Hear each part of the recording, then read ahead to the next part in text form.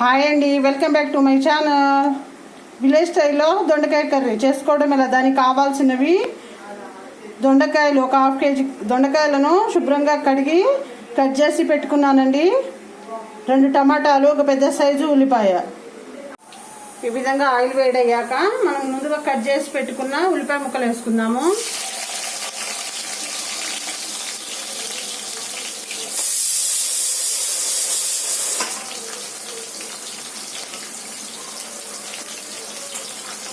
కలుపుకుందాము. ఇందులో ఒక హాఫ్ స్పూన్ అల్లం వెల్లుల్లి పేస్ట్ వేసుకొని పచ్చివాసన పోయే వరకు మగ్గించుకుందామండి. మూత పెట్టుకుందాము. మగ్గాక చూద్దాము. మూత తీసి చూద్దాము.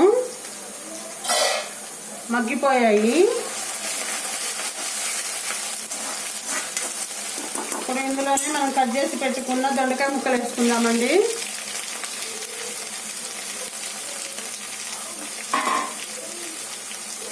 ఒకసారి కలుపుకుందాము.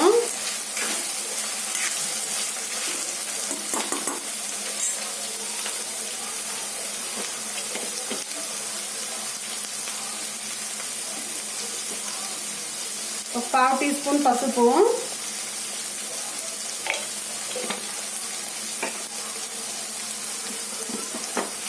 సరిపడా సాల్ట్, ఒక 1.5 స్పూన్ సాల్ట్,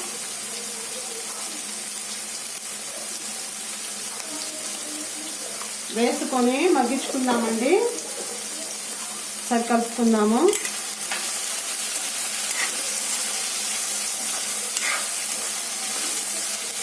కలుపుకొని మూత పెట్టుకుందామండి. ఒక 5 మినిట్స్ తర్వాత చూద్దాము. ఒకసారి మూత తీసి చూద్దాము. కలుపుకుందాము. దొండకాయలు కూడా మగ్గిపోయాయండి. ఇప్పుడు ఇందులోనే మనం ముందుగా కట్ చేసి పెట్టుకున్న టమాటా ముక్కలు వేసుకుందాము.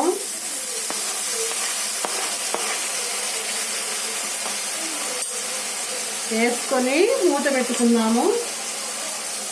ఒక 5 మినిట్స్ తర్వాత చూద్దాము. ఒకసారి మూత తీసి చూద్దాము.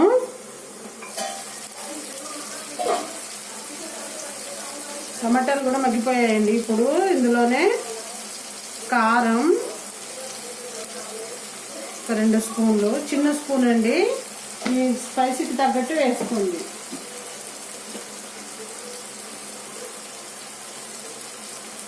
వేయించుకున్న ధనియాల పొడి 1/2 స్పూన్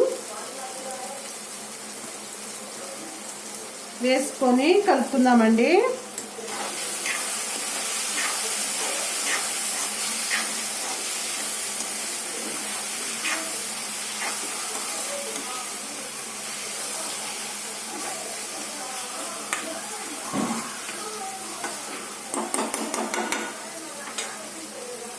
ఒక 2 మినిట్స్ మగ్గనిద్దాము. మగ్గాక చూద్దాము.